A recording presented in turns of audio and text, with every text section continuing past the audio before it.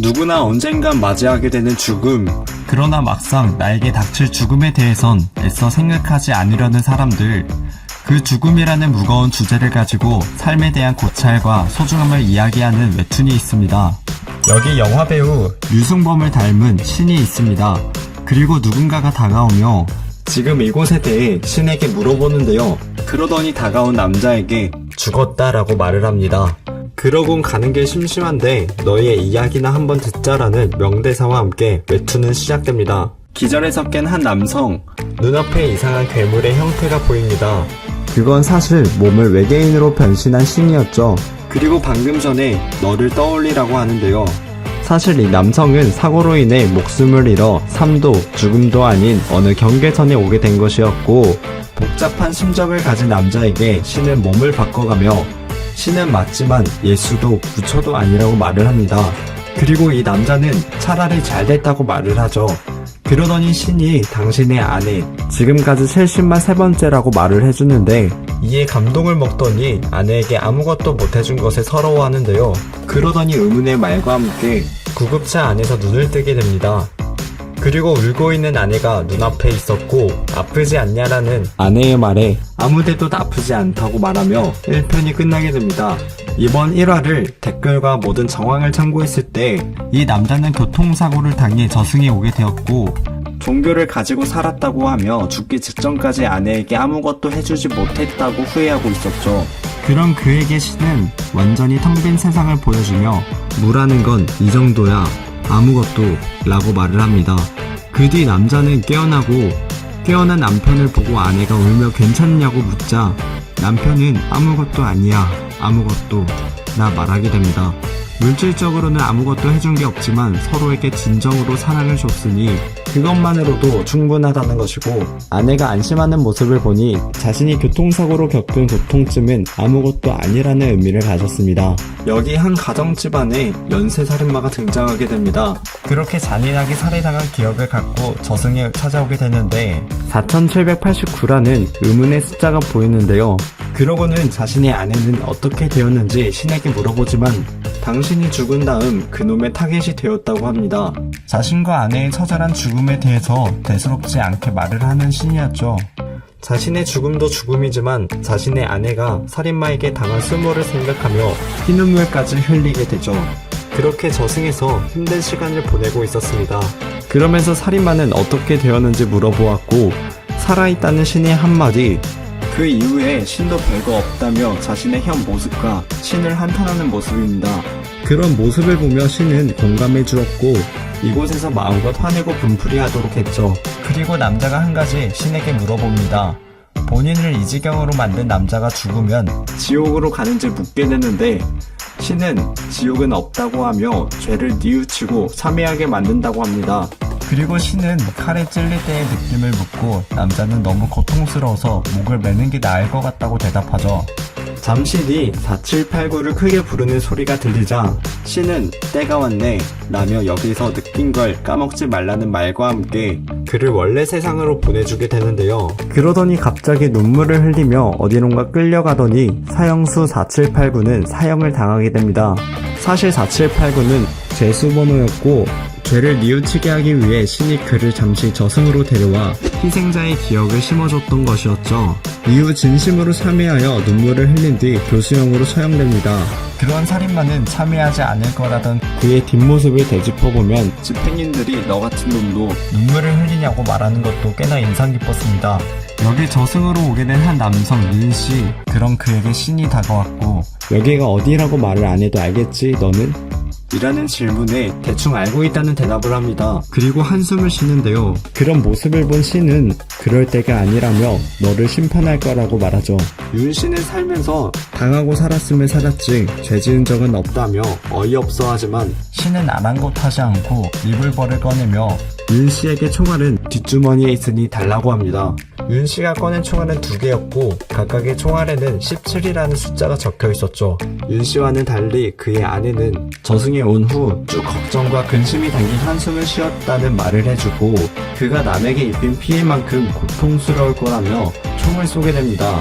윤 씨는 고통에 몸서리치고 신은 자비 없이 총알 한 발을 더 쏘면서 이 고통을 기억하라는 말을 남기죠. 이후 그 남자는 다행히 살아나고 일터에서 점심을 먹기 전 무심코 가족 사진을 꺼내보게 됐는데 거기엔 윤 씨와 두 아들이 찍혀 있었습니다. 이번 화를 분석해보았을 때 윤 씨가 총알에 맞아 느낀 고통은 그의 죽음으로 인해 17살 쌍둥이 아들들이 느낄 괴로움이었던 것이었고 한숨을 쉬었던 건 자살을 했기 때문에 안도했던 것이었죠. 저승에 오게 된 한 노인이라 그런지 신에게 존댓말을 듣습니다. 지금까지 이곳에 왔었던 이들과는 달리 후회 없이 지난날을 회상하며 신이 안내해준 곳으로 가게 됩니다. 신은 생각이 다 정리되면 저 문을 통해 나가면 된다고 알려주고 노인을 혼자 두고 떠났는데 혼자 없이 살았고 행복했다던 노인은 왠지 신을 뒤로하자 홀로 한숨을 쉬게 됩니다. 그러면서 어찌 생각이 그리 쉽게 정리되리요 라는 말을 남기게 되죠. 그리고 여기 역시나 노인이라 그런지 존댓말을 듣는 할머니가 계십니다. 전편의 할아버지와는 달리 혼자서 자식 뒷바라지나 하면서 쭉 불행하게 살았다고 한탄하지만 그래도 진실한 사랑을 했었다며 후회는 없다는 표정을 짓죠. 이후 신은 할아버지 때와 마찬가지로 할머니의 곁을 떠나며 생각이 정리되면 저 문으로 들어가라고 말하고 문을 통과하면 다시 남편을 볼 수 있냐는 할머니의 말을 부정하며 통과하는 순간 과거의 기억을 모두 잊고 환생할 것이라고 말합니다. 할머니는 섭섭해하며 지팡이를 짚고 걸어가지만 힘도 드는 데다 아쉬움이 남아 차마 떠나지 못하고 주저앉게 됩니다. 영감, 당신은 이곳에서 무슨 생각을 하였소? 아쉽지는 않았수? 라고 독백하는데 그때 전편에 나왔던 할아버지가 나타나 할머니를 업고 가게 됩니다. 이번 화를 분석해보았을 때 전편의 할아버지는 이번 편 할머니의 남편이었던 것이고 할아버지는 차마 할머니를 잊지 못해 12년간 그 자리에서 한결같이 기다렸던 것이었죠.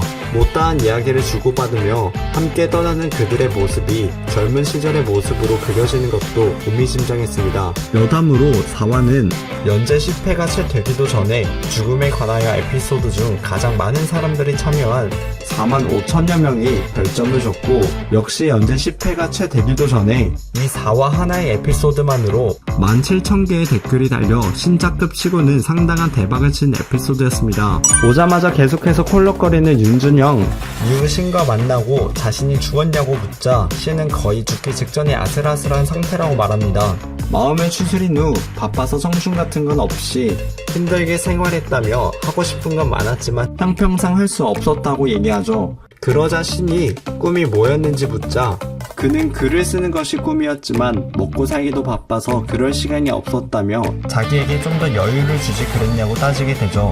신은 시간도 남이 만들어주지 않는다고 얘기하고 갑작스럽게 겉보다 너 지금 나이가 몇인데 자꾸 아까부터 늙은이처럼 얘기해? 라고 묻습니다. 윤준영이 제가 지금 내가 서른이 넘었던가? 라면서 자기 나이를 기억하는 데 집중하는 동안 신은 슬쩍 들어 윤준영 머리 위에 놓고 가위질을 하는 듯한 송짝을 보이게 되죠. 그러자 현실에서 윤준영이 목을 매달았던 밧줄이 끊어지게 되죠. 이번 화를 분석해보았을 때 윤준영은 밧줄에 목을 매 자살을 시도하는 와중 사후세계에 발을 들이게 된 것이며 그가 계속 콜록대던 것도 목을 매달았기 때문에 기도가 막혀서 그랬던 것이었습니다. 그 후 현실에서 막노동을 하면서 시간이 남는 대로 틈틈이 문학 공부를 하는 모습을 보이게 되죠. 절친한 친구들과 함께 에베레스트 등정을 하는 도중 크레바스에 빠져 팔의 뼈가 살 밖으로 튀어나오는 큰 부상을 입게 됩니다. 친구들은 기상 상황이 안 좋은데 세르파도 고용하지 않는 자신들을 탓하면서 민혁을 버릴 수 없다고 버티지만 민혁은 여기서 이러고 있으면 안 된다고 냉정하게 자신을 버리고 가야 한다고 고함을 지르게 되죠. 일단 생각을 좀 해보자면 모두가 고요해지고 민혁은 자기도 모르게 잠에 빠져들게 됩니다. 잠에서 깨어난 뒤 친구들이 모두 떠났다는 사실에 안도하면서도 한편으로는 에베레스트 정상을 밟고 싶은 욕망과 살고 싶은 욕망에 아쉬움을 감추지 못합니다. 그때 마침 기적적으로 한 세피르가 그를 구해내게 되는데 그렇게 민혁을 구출한 세르파, 그를 치료해준 뒤 함께 정상을 향하게 됩니다. 때마침 날씨도 잘 풀리면서 훨씬 수월하게 등정할 수 있었죠. 산을 오르면서 그는 민혁에게 산을 오르게 된 계기를 묻게 되는데, 민혁은 친구들과 15년 동안 지내다 보니 취미도 취향도 비슷해졌고 어느 날 TV에서 에베레스트 등산에 대해 알게 되어 언젠간 꼭 한번 같이 해보자는 약속한 결과 오게 되었다고 답하죠. 친구들과 함께 올라가지 못하게 된 것에 아쉬워하는 민혁에게 리버독은 곧 만날 수 있을 테니 걱정하지 말라고 격려해주게 되죠. 결국 그들은 정상을 밟는 데 성공하고 리버독은 민혁의 친구들이 와 있는 것을 발견하여 민혁에게 알려주게 됩니다. 민혁을 친구들에게 보내면서 리버독은 담배 한 대를 물고 민혁과 친구들은 서로가 살아있다는 것과 모두 목표를 이루었다는 것을 진심으로 기뻐하며 서로를 껴안게 되는데, 그 순간 저승의 물 사이로 함께 사라져버립니다. 그들의 뒷모습을 지켜보고 리버독은 천천히 뒤돌아서는데, 사실 그 정체는 바로 신. 이후 에베레스트를 오르는 또 다른 등산객들에 의해 전발이 드러나게 됩니다. 사실 친구들은 끝내 민혁을 떠나지 못했고 그들은 모두 그 자리에서 동사하고 말았습니다. 그들 5명의 시체는 에베레스트를 오르다가 결국 실패한 여러 사람들의 시체와 마찬가지로 등산객들의 이정표가 되었고, 5명이 함께 죽었다는 점 때문에 그들의 시체는 베스트 프렌즈라는 이름으로 불리게 되었습니다. 이번 화를 보았을 때 민혁과 그 친구들이 결국 정상에서 만난 건 사실 신이 인정을 베풀어 마지막으로 보여준 일종의 환상 같은 것이었죠. 그리고 참고로 리버독은 영어로 풀이해보았을 때 도그를 반대로 하면 갓이라는 떡밥이 존재했습니다. 직장 생활에서 뭔가 쌓인 게 많은 듯한 남성, 술 취해서 주정 부리면서 길을 걷다가 도로에 고양이를 보고 괜히 성질을 부리며 도로로 뛰쳐나오다가 그 길을 달려가던 차 앞에 끼어들어 버립니다. 차 불빛과 놀란 운전자의 얼굴이 그가 마지막으로 본 것이었고, 저승에서 정신을 차리지만 여전히 부정적인 태도를 보이며 운전자와 만나자 저주할 거라면서 온갖 악담을 퍼붓게 되는데요. 후회를 남기지 말라고 불렀다는 신의 말에도 아랑곳하지 않고 꼬장을 부리다가 결국 신의 말에 저지당하며 신으로부터 기꺼이 기회를 줬는데 깨닫지 못한다고 목소리만 높이면 이기는 거냐는 호된 일침을 듣게 됩니다. 그리고 여기 갑자기 도로로 끼어든 주정뱅이 때문에 사고를 낸 운전자, 나이는 상당히 젊은 것 같습니다. 자신이 죽었다는 얘기를 듣고 겨우 인생의 빛이 든 참인데 삶을 마감했다는 사실에 서글퍼하며 주정뱅이가 그녀를 탓하며 폭언을 퍼붓는데도 그저 눈물만 흘립니다. 저 문을 통과하면 아무것도 남지 않는다는 신의 말을 듣고 조용히 문 너머로 사라지게 되죠. 여자 운전자가 문을 통과하고 신이 주정뱅이에게 일침을 날린 뒤 주정뱅이는 깨어나게 되는데, 운전자는 주정뱅이를 피하기 위해 핸들을 급히 틀었다가 전봇대에 들이받고 죽어버리고 말았고, 주정뱅이는 덕분에 죽지 않았던 것이었죠. 결국 주정뱅이는 순전히 자기 때문에 멀쩡한 사람이 죽었는데 괜히 오해해서 그 사람을 닥달한 것이었고, 뒤늦게 진실을 깨닫자 그는 충격 때문에 자동차 근처에 털썩 주저앉아 죄송합니다 라는 말만 반복하게 됩니다. 유서를 남기고 한강에 투신한 인물 사마의 윤씨와 마찬가지로 서울세계에 도착한 뒤 신의 리볼버에 심판받게 됩니다. 윤씨에 비해 훨씬 많은 총알을 맞았지만 괴로워하면서도 자신의 죄는 이보다 훨씬 크다며 죗값을 치르기 위해선 더 고통받아야 한다고 생각합니다.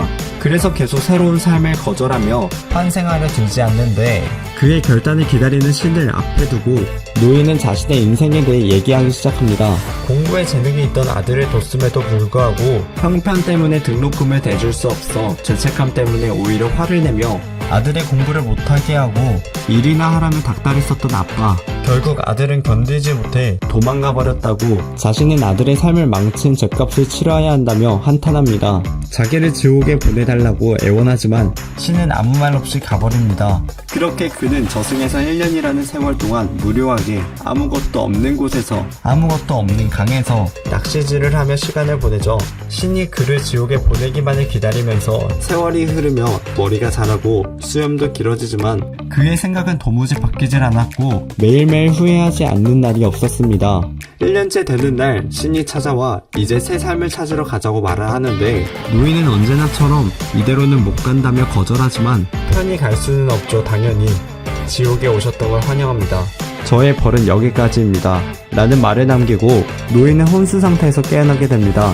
자신을 찾아온 아들의 모습을 보게 되는데 결국 아들이 자기를 떠나긴 했지만 아버지를 잊지는 못했다는 것을 깨닫고 자신이 이 정도 후회하며 고통받았으면 괜찮을 거라고 생각하고 이번에야말로 편히 눈을 감게 됩니다. 그동안의 여러 등장인물들과 마찬가지로 저승이 와서 자신의 죽음을 인정하지 못하고 신을 붙들고 늘어지며 한탄하는 청년. 제발 한 번만 더 기회를 달라고 애걸하지만 신은 기회를 주면 어쩔 거냐고 지금껏 살아온 삶은 현실이 아니었냐며 묻죠. 살면서 수많은 기회가 있었지만 그가 깨닫지 못하고 인생을 낭비했을 뿐이라고 그래도 신이라면 어떻게든 해줄 수 있지 않겠냐라는 식으로 애원하지만 신은 제 아무리 신이라도 누굴 살리고 그럴 수는 없다며 자긴 누구에게나 동등하다고 답합니다. 그래도 아쉬움을 접지 못하는 청년을 보고 신은 난 가끔 답답해 라며 이야기를 시작하죠.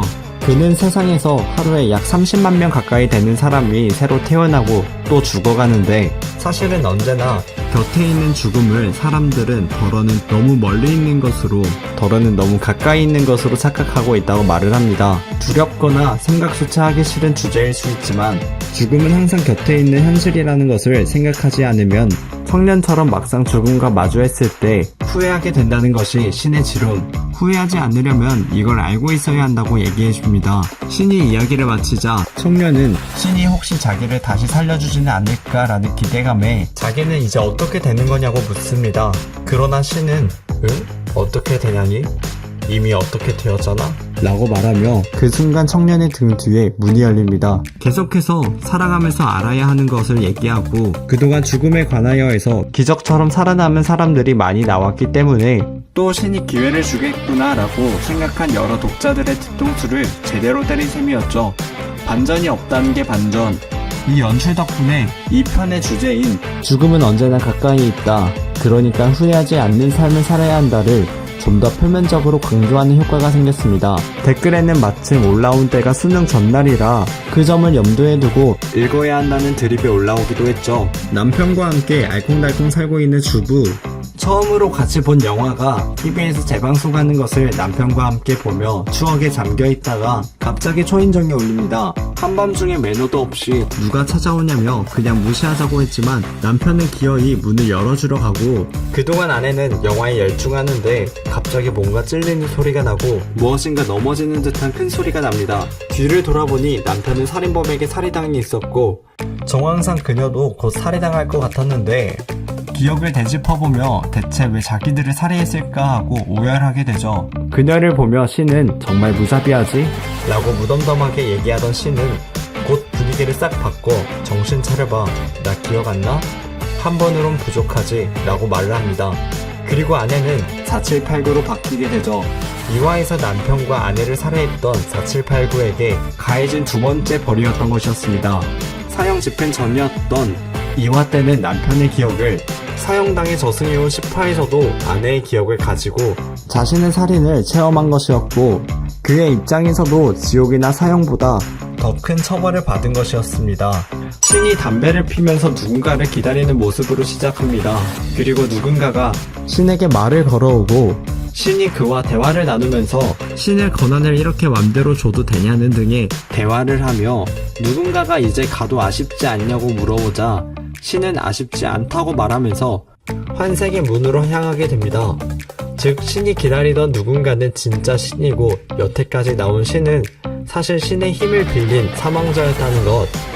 환생하기 전에 화면 밖을 바라보면서 즐거웠습니다 라고 말을 하며 엔딩을 맞이하게 되죠.